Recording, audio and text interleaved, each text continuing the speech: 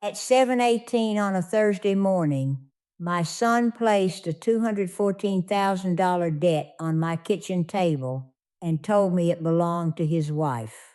Wire it by 4, Derek said, his voice tight with manufactured panic. If you still care about this family. By 1:40 that afternoon, every single dollar in my bank account was gone. At 5:56, Derek returned to my house with his wife and a mobile notary. They found my house entirely empty, my landline disconnected, and one envelope waiting beneath his untouched coffee cup on the kitchen island. Lena opened it first. Inside was the final page of the loan agreement he had given me, with my home address circled in heavy red ink. She read it twice before looking up at her husband, the color draining from her face. Derek, she whispered, why is your mother's house listed as collateral for a debt I've never seen? My son thought I had run away in a panic. He thought he had won. He was wrong. I had gone exactly where the money went. My name is Harriet Fenwick. I am 72 years old, a widow, and I live in an old historic brick house in Providence, Rhode Island. For 31 years, before I retired, I worked as an escrow and registry manager for a commercial real estate firm. My entire professional life was spent looking for the things people tried to hide in the fine print. Derek, my only child, ran a company called Harborstone Restoration, specializing in historic homes. He was smart, highly persuasive, and incredibly skilled at turning his financial emergencies into my moral obligations. Over the years, I had bailed him out of minor jams, a payroll shortfall here, a delayed materials invoice there. My late husband, Gordon, had always told me, don't let money divide the family, Harriet. For a long time, I mistook Gordon's desire for peace as a mandate to tolerate Derek's financial chaos. Derek knew I was a soft touch, but on that Thursday morning, he made a fatal miscalculation. He assumed I was too old to read the fine print. He had arrived unannounced at 7:18 a.m., letting himself in with his spare key. He sat down in Gordon's old armchair at the kitchen table and demanded I pour him coffee. Then he slid a thick stack of stapled legal documents across the wood. Mom, we have a massive problem, he said, rubbing his temples to simulate exhaustion. Lena made a catastrophic investment in a materials supplier. They went bankrupt. The creditors are coming after her for $214,000. If we don't settle it today, they'll attach the business. They'll take our house, and Sadie and Toby will have to change schools. He looked up at me, his eyes wide and pleading. I know it's almost all your savings, but I need you to wire it by 4 o'clock today. Please, you always said you'd protect this family. I looked at the documents, then at him. Where is Lena? I asked quietly.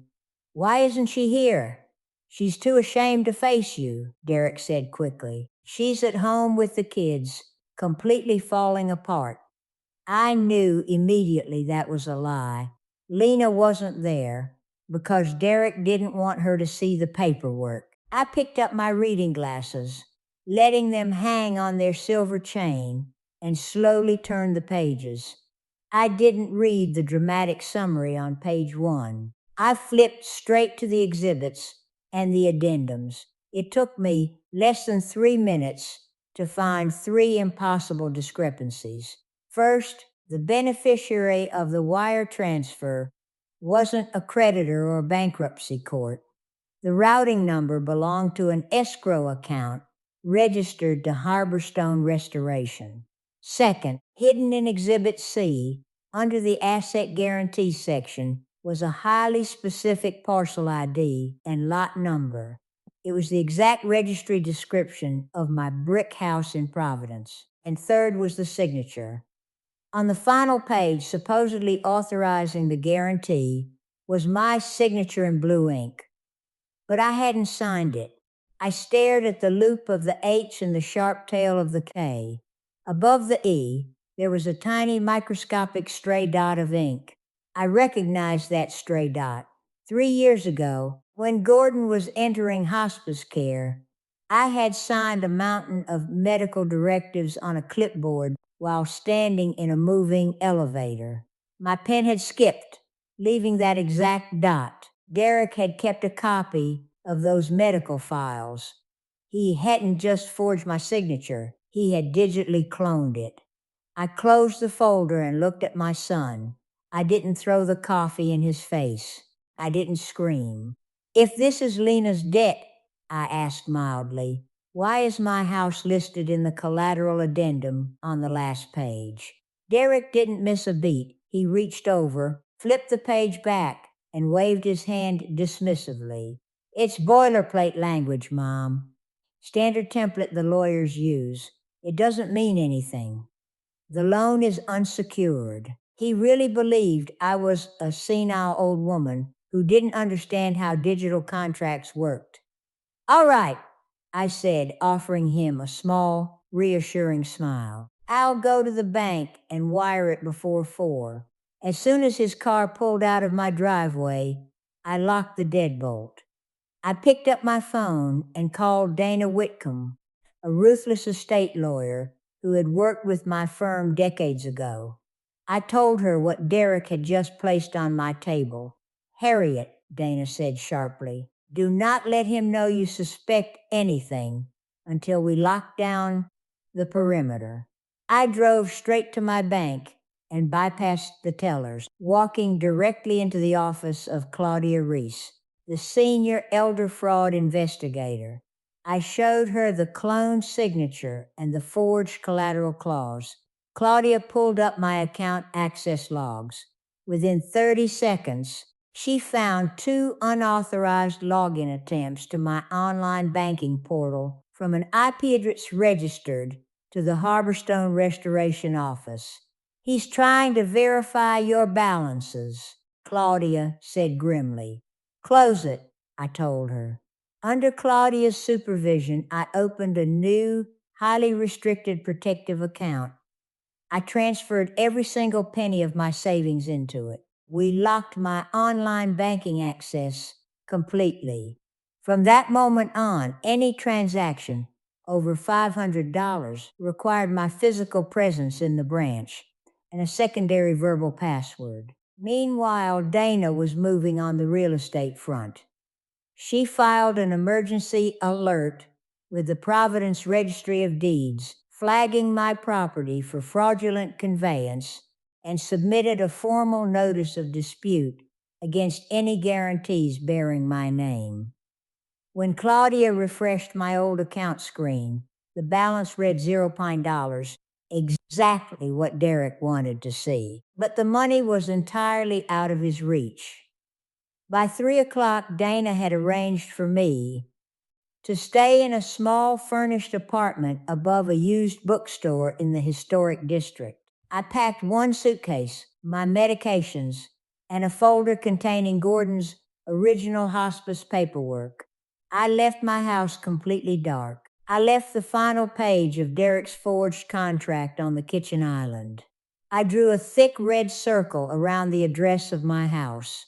At 5:56 p.m., Derek arrived with Lena and a mobile notary he had hired to finalize the boilerplate paperwork. I wasn't there, but Dana had sent a private investigator to sit in an unmarked car across the street and log their arrival. According to the investigator, Derek stormed out of the house 10 minutes later, his face purple with rage. Lena followed him, clutching the piece of paper I had left behind. Derek, she had screamed in the driveway. This is not my debt. What did you do to your mother's house? She's losing her mind, Lena. Derek had shouted back, trying to rip the paper from her hands. Don't believe anything she left. But the mobile notary had simply packed up her briefcase, gotten into her car, and driven away. The trap had snapped shut. Sitting in the small apartment above the bookstore, I watched my burner phone light up.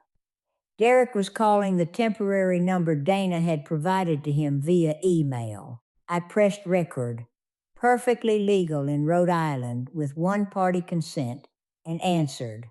"Mom, where are you?" Derek's voice was frantic, dripping with manufactured terror. "Are you safe? Lena and I are terrified. Did Dana put you up to this? She's manipulating you, Mom." "I am perfectly safe, Derek," I said, my voice as calm as a frozen lake. "I am simply out of the house." "You need to come home right now," he demanded, the faux concern dropping away instantly when I didn't take the bait. His tone hardened into a sharp, ugly threat. "If you don't come back and finish this paperwork, you're going to ruin us. You know the house and the money are going to be mine eventually anyway. If you're going to act crazy, I will call the bank and tell them you've lost your mental capacity. I will take conservatorship." He was trying to terrify me into submission. He didn't realize he was just giving me a recorded confession of his intent. "You can certainly try, Derek," I replied softly. "Bring the original documents to the main branch of my bank tomorrow morning at 9. We can discuss your conservatorship then." I hung up. I didn't argue. I didn't scream. The next morning, before the bank opened to the public, I sat in Claudia Reese's glass-walled office with Dana Whitcomb. We had the original hospice document I had signed for Gordon 3 years ago, and a high-resolution scan of the contract Derek had left on my table. Claudia layered the two images on her computer screen. They matched perfectly. The angle of the H, the depth of the pressure, and the microscopic stray ink dot above the E aligned with mathematical impossibility. "Nobody signs their name exactly the same way twice," Dana noted, adjusting her glasses. "This is a digital clone. Someone lifted the signature from the medical file and stamped it onto the loan guarantee." Claudia checked the metadata from the bank's internal fraud software. The PDF was generated from an IP address, registered to Harborstone Restoration, she confirmed. But Dana had even worse news.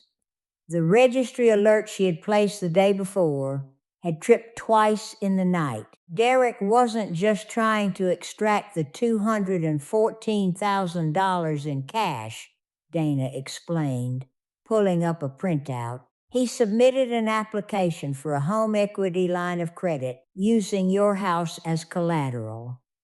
And just before midnight, he initiated a draft transfer to deed the title of your house into an LLC he controls.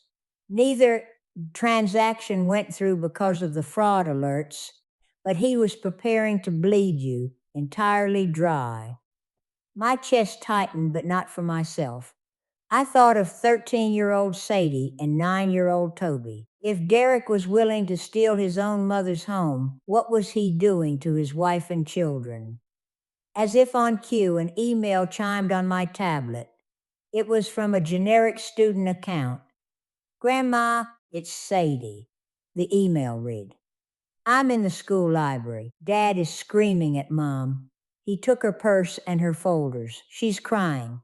Please don't give him the money." My grandson and granddaughter were sitting in the blast radius of their father's financial detonation. This was no longer just about protecting my retirement savings. It was about pulling the children out of the rubble. I looked at Dana. "Find Lena a family law attorney," I said firmly. "I want her protected, but we do this by the book. No kidnapping the kids in the middle of the night. We use the law." 2 hours later, Lena walked into the bank. Dana had contacted her through a secure channel, offering her a safe space to speak. Lena looked exhausted, her eyes red, her hands trembling, as she sat across from me in the conference room. She didn't try to play the perfect, innocent victim. She knew I had spent 31 years smelling out lies, and she didn't bother trying to feed me one. The company has been broke for 8 months, Harriet, Lena admitted, staring down at the mahogany table. Derek kept telling me it was a temporary cash flow issue. He was taking the deposit money from new restoration clients to finish the jobs for the old clients. A classic Ponzi scheme. She took a shaky breath. I'm not entirely innocent. 3 months ago, I signed a vendor certification that I knew was false just so we could make payroll. But I swear to you, Harriet, I never borrowed $214,000. And I would never, ever let him put your house on the line. Then, what is the $214,000 for? I asked. Lena reached into her coat and pulled out a crumpled letter with a corporate letterhead. It was a notice from Harborstone's commercial bonding agency. He didn't need the money by 4 o'clock yesterday to stop a lawsuit against me, Lena said, sliding the paper across the table. I looked at the bold red text on the letter. Asterisk 9 a.m., Friday. Mandatory funding verification. The bonding company caught on to the missing deposits, Lena explained. They scheduled a mandatory audit for this morning at 9. If Derek doesn't have the missing $214,000 sitting in the escrow account to prove he hasn't stolen the client funds, they are going to revoke his bond and refer him for criminal prosecution. The 4 o'clock deadline had been a complete fabrication. Derek had engineered a fake crisis to panic me into wiring the money so he could park it in his account overnight and show the auditors a clean ledger this morning. He didn't need to save Lena. He needed to save himself. I looked at Lena. I felt a surge of pity for her, but I also felt a cold streak of anger. She had signed a false vendor certification. She had helped him cover up the first cracks in the foundation. You don't get to walk away from this clean, Lena, I told her, my voice low and uncompromising. You helped him hide the truth. I will not pay a single dime to keep you and Derek living inside a lie. Lena nodded, tears finally spilling over her eyelashes. I know. I'll cooperate with the audit. I'll take whatever penalty comes for the certification I signed. But I can't let him drag Sadie and Toby down with him. He's erratic, Harriet. He's talking about fleeing the state. I will help you and the children find a safe place to live. I promised her. But we are going to end this today. Lena opened her briefcase and handed over copies of 4 massive client invoices, along with the internal wire logs she had managed to copy before Derek took her purse. They were the undeniable proof of the missing escrow funds.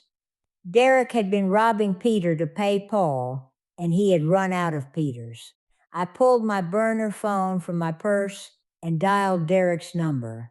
He answered in the first ring. Mom, where are you? The bank opens in 20 minutes. Are you coming to fix this? I kept my voice hesitant, playing the role of the frightened, confused old woman he wanted me to be. Derek, I'm so overwhelmed. I moved the money because I was scared. But if you really need it to save Lena, if you promise me, this will fix everything.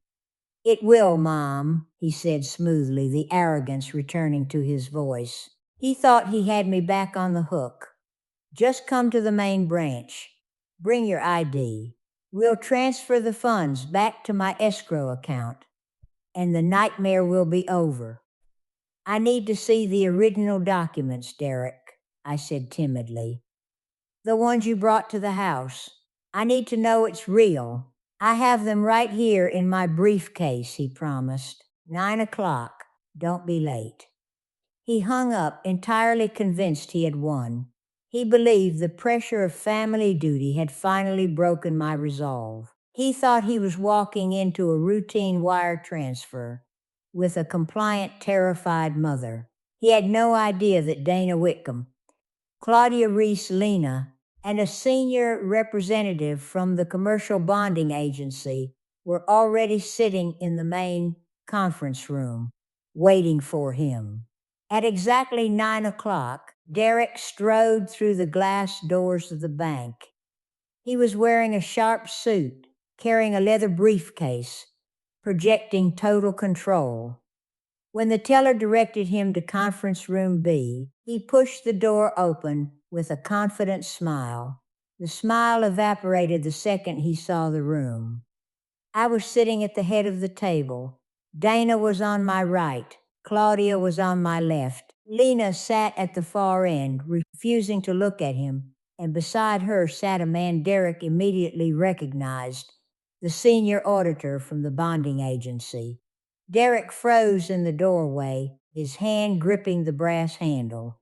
His eyes darted around the room, assessing the trap. "Mom," he said, his voice dropping into a dangerous warning register. "What is this? Who are these people?" "These are the people you need to show the paperwork to, Derek," I said calmly. I gestured to the empty chair opposite me. "Please, sit down." He walked to the chair stiffly, placing his briefcase on the table, but keeping his hand clamped over the latches. Claudia Reese leaned forward. "Mr. Fenwick, your mother informed us that there is a $214,000 debt attached to her home, incurred by your wife. We need to verify the origin of this debt before any funds can be released." Claudia turned to Lena. "Mrs. Fenwick, can you confirm the existence of this debt?" Lena finally looked up. She stared directly into her husband's eyes. "I have never borrowed that money," she said, her voice shaking but clear. "And I never authorized my mother-in-law's house to be used as collateral." Derek slammed his hand on the table. "She's lying. She's trying to save her own skin. Mom, look at the documents." He popped the latches on his briefcase and threw the forged loan agreement onto the table. It was exactly what we needed. He had just voluntarily presented the forged document to a bank fraud investigator and a commercial auditor. I reached into my bag and pulled out the old manila folder containing Gordon's hospice paperwork. I slid it across the table next to Derek's forged contract. Dana Whitcomb stood up. She slid a transparent overlay of the cloned signature across the table. "We have already verified the metadata on this document, Derek," Dana said, her voice like cracking ice. "The signature was cloned digitally from a 3-year-old medical file. The IP address traces back to your office. This is aggravated forgery and attempted real estate fraud. The auditor from the bonding agency didn't even look at the signature. He was looking at the copies of the 4 client invoices Lena had provided." "Mr. Fenwick," the auditor said flatly, "you were required to show proof of funding for the Historic Society project by 9 a.m. today.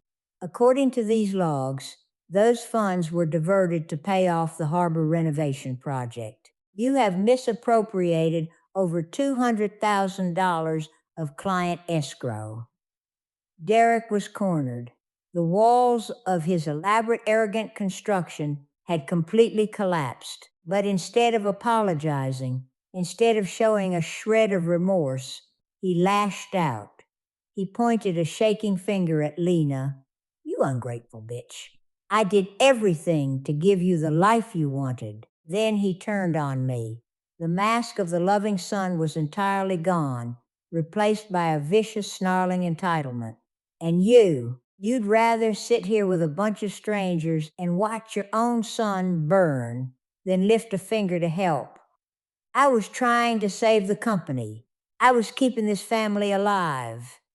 I looked at him. I didn't feel fear. I didn't even feel sadness anymore. I just felt a profound clarifying exhaustion.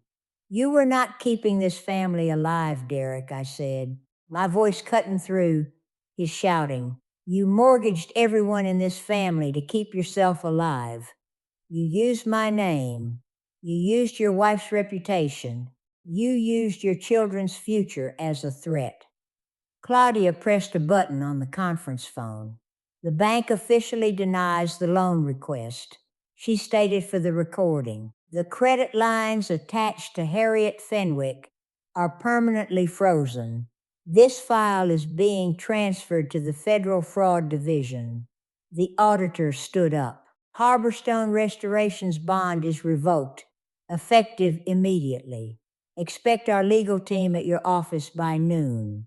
Derek looked around the room, realizing that his charm, his threats, and his manipulation had absolutely no power here. He grabbed his empty briefcase and stormed out of the bank, the glass doors shattering the quiet morning air as they slammed shut behind him. I let out a long breath. It was over. But as Dana packed up her files, her phone buzzed with an urgent notification from the Registry of Deeds. She looked at the screen, her face turning pale. Harriet, Dana said urgently. 10 minutes before Derek walked into this bank, a deed transfer was submitted to the city. He tried to sign the house over to his LLC. Derek hadn't just come to the bank for the cash. He had launched a desperate automated backup plan to steal the house while we were all sitting in the conference room. The battle wasn't quite over yet. Dana did not waste a single second. From the conference room table, she drafted an emergency temporary injunction. The deed transfer Derek had submitted utilized an electronic notary stamp, a convenience allowed for commercial real estate, but highly regulated. Dana called the notary listed on the digital stamp. The woman was horrified. She confirmed she had never met with me, had never verified my ID, and her digital seal had been compromised. Because Dana had already placed the fraud alert on the property 2 days prior, the registry system had flagged the transfer in a pending state. It never went through. By 11 o'clock that morning, a judge signed the injunction, officially freezing the title. The house was safe. My savings were secure. The firewall I had built held strong. The practical aftermath unfolded with brutal efficiency over the next few weeks. Harborstone Restoration was forced into receivership. The bonding company used their insurance pool to partially reimburse the clients whose escrow funds Derek had stolen. Derek was immediately stripped of his executive power and locked out of his own office. The state initiated a criminal investigation for aggravated forgery and the financial exploitation of an elder. It didn't happen in a single cinematic courtroom scene with a banging gavel. It was a slow, grinding process of depositions, subpoenas, and audits. Derek's empire collapsed not in a sudden explosion, but in a suffocating avalanche of paperwork. Lena, to her credit, stood her ground. She fully cooperated with the auditors. She accepted a civil settlement regarding the false vendor certification she had signed, taking responsibility for the part she played in keeping the lie alive. She filed for divorce and moved Sadie and Toby into a modest 3-bedroom rental apartment across town. I helped them, but I set a strict, unbreakable boundary. I paid the security deposit and the first 6 months of rent, but I did not hand the money to Lena. I wired it directly to the landlord. I bought groceries and paid for the kids' school supplies, but I did not open my bank accounts to anyone. I was willing to help people stand back up, but I was absolutely done financing their illusions. A month before the criminal indictments were officially filed, Derek requested to meet me one last time. He wasn't allowed at my house, so the meeting took place in Dana Whitcomb's sterile gray conference room. He looked 10 years older. The tailored suits were gone, replaced by a wrinkled button-down. The arrogant, smooth-talking CEO had been replaced by a desperate cornered man.